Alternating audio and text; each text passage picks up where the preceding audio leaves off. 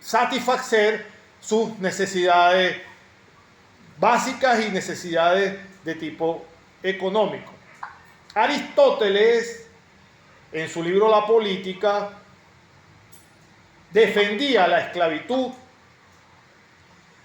ya que él mismo, el gran filósofo Aristóteles, consideraba que era algo natural y necesario entre los hombres, debido a que, ¿cuál era el razonamiento que daba Aristóteles? Aristóteles decía o consideraba que cuando un hombre era incapaz de gobernarse por sí mismo, debería ser objeto de dominio, ya que algunos hombres han nacido libres y otros hombres, según Aristóteles, nacieron esclavos. Entonces, la esclavitud fue un mal necesario para la época y representó ese sistema mal necesario y un sistema que debe examinarse en base a la... No debe examinarse, como les decía, disculpen, en base a la concepción actual de los derechos y de la libertad que tenemos nosotros hoy en día. Ese punto quedó aclarado. En Atenas, por ejemplo, la esclavitud aparece derivada, por supuesto, siempre de la guerra victoriosa. Los mercaderes seguían siempre a los ejércitos y después de cada batalla compraban a los cautivos ya sometidos por tal hecho. En la condición de esclavo, inclusive históricamente, se tiene que en la antigua Israel, según la propia Biblia, indican que Salomón tenía aproximadamente 70.000 hombres para conducir los diferentes materiales de construcción y tenía 80.000 para tallar piedras en todas las montañas.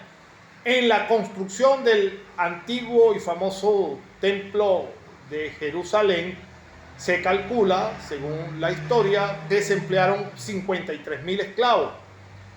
Y los libros de reyes y los de jueces hablan de los esclavos en posesión de los israelitas en Roma a principios de la República, inclusive ya apenas principios de la República, ya habían en Roma más de 50.000 esclavos, a inicios de la República nada más. Por supuesto, al terminar la segunda guerra, la tercera guerra púnica o las guerras púnicas que se dividieron en tres, recuérdense que un poco de historia, las guerras púnicas fue... no se le escucha de nuevo. Las guerras púnicas... Ustedes lo escuchan, yo no logro escuchar. ¿Por qué? No se escucha. No se escucha. No se escucha nada. Las guerras púnicas, insisto,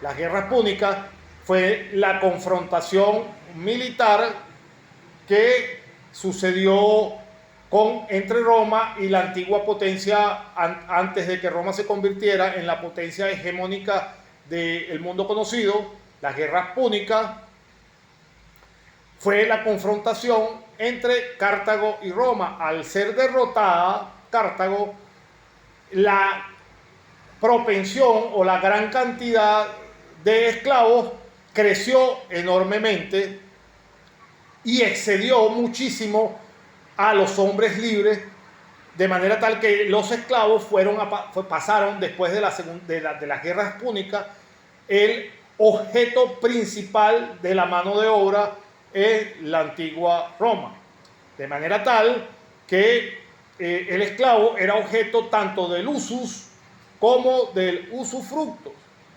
y su dueño podía ejercer la misma potestad que como pater familia. Tenían siempre entonces sobre las cosas patrimoniales y todas las normas jurídicas de derecho de cosas de que eran aplicables.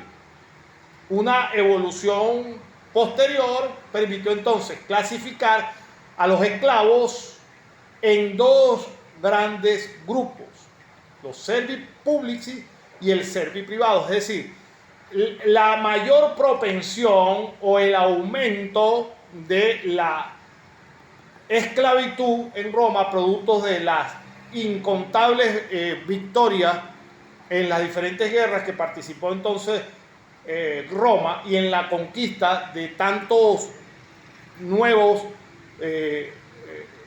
poblaciones. El esclavo pasó a tener dos categorías: un esclavo público y un esclavo de orden privado. Ahora bien,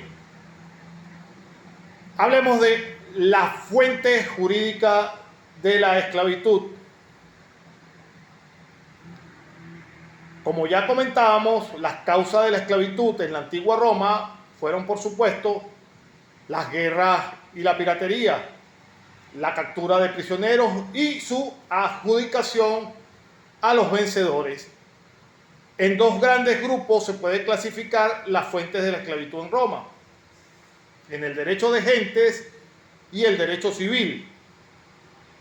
En el derecho de gente, las fuentes fueron la cautividad, ya que el vencido quedaba al arbitrio del vencedor. Y el nacimiento, pues el hijo seguía teniendo la misma condición de su madre. La madre esclava procreaba de igual manera hijos esclavos. Las causas del derecho civil eran más numerosas y, de acuerdo con la época, así en el derecho antiguo, la ley de las 12 tablas establece como causa de esclavitud posteriores al nacimiento la siguiente. Número 1, el incienso. El incienso, quien no se inscribía dentro del censo establecido por Servio Tulio, la penalidad que le acogía o la consecuencia que le acogía al no inscribirse en el censo era caer dentro de la esclavitud. Segundo, el soldado refractario, establecido también este mecanismo por Servio Tulio, y recaía en la esclavitud todo aquel que se sustrajese del servicio militar. Tercero, el fur manifestum. El fur manifestum, que no era más que el sorprendido en fragancia en un delito de robo, quedaba como esclavo del propietario del objeto robado. Repito, el fur manifestum, que no era más que el que fuese sorprendido en fragancia en un delito de robo, quedaba inmediatamente como esclavo del propietario del objeto que estaba intentando robar. Cuarta forma que establecía la norma para caer en la esclavitud: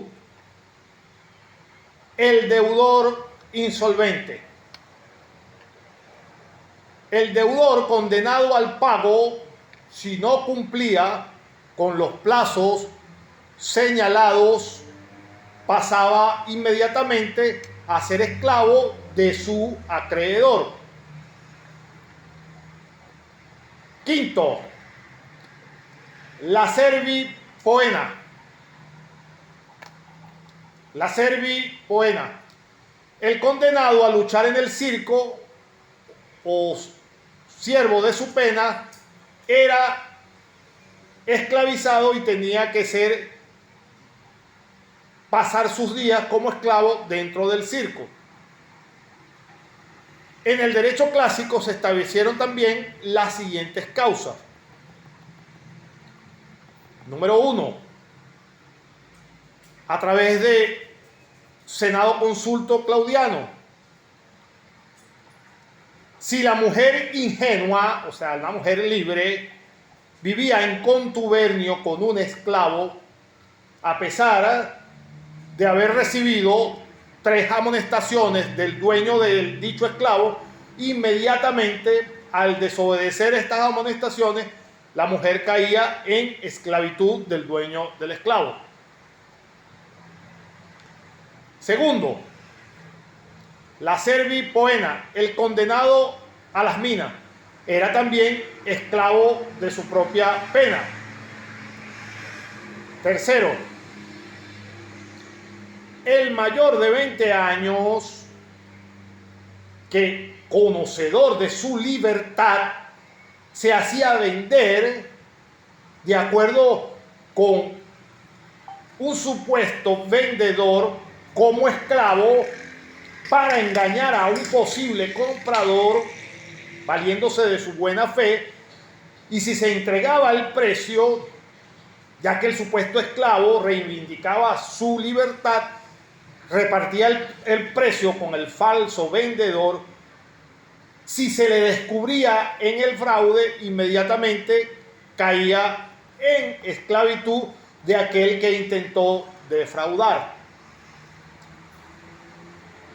Cuarto, el liberto o manumitido ingrato con su patrono, si se demostraba o se probaba suficientemente que había sido malagradecido o ingrato con su antiguo patrón y se llegara a probar, inmediatamente volvía a caer, motivado a esa ingratitud, en esclavitud nuevamente. El derecho justiniano en el Bajo Imperio suprimió el Senado Conducto Claudiano y la servi poena. Condición jurídica que se establecía para el hecho del esclavo en el derecho antiguo. Hay una condición de derecho y una condición de hecho. La condición de derecho tiene un principio esencial. El esclavo es cosa, y ya lo hemos dicho, no es persona. De manera tal que siendo el esclavo cosa y no persona, por tanto, es objeto de derecho, pero no es sujeto de derecho. En consecuencias, el dueño tiene el derecho absoluto sobre su esclavo y el esclavo no tiene derecho alguno. Insisto, condición jurídica del esclavo. En el derecho antiguo hay una condición de derecho y una condición de hecho. La condición de derecho tiene un principio esencial. El esclavo es cosa y no persona. Por tanto, es objeto de derecho y no sujeto de derecho. En consecuencias, el dueño tiene el derecho absoluto sobre su esclavo y el esclavo no tiene ningún tipo de derecho. Condición de hecho del esclavo venía a ser como un nuevo miembro de la familia, pero sin compartir los derechos y los honores de los miembros agnados. Era solo un factor económico que a veces desempeñaba el cargo de preceptor y en otras se consideraba cual bestia de carga. En el fin de la República y el Principado se agravó siempre la condición del esclavo por el exceso y la crueldad. Ya los amos ni siquiera conocían a sus esclavos, los amos, los dueños, ni siquiera conocían ya a sus esclavos por la gran cantidad y el número en que se acrecentaron y por supuesto por las diferentes razas y de las diferentes religiones que llegaron a ser en demasía e incluso en algún momento ya eran considerados en la antigua Roma como un peligro. Sobre esto atestigua Séneca al referirse como al Senado ante la propuesta de que los esclavos usaran como distintivo un vestido especial. Rechazó siempre la idea para evitar que los esclavos pudiesen contar a los hombres libres por ser ya en demasía más numerosos, inclusive en algunas ciudades, que los propios hombres libres.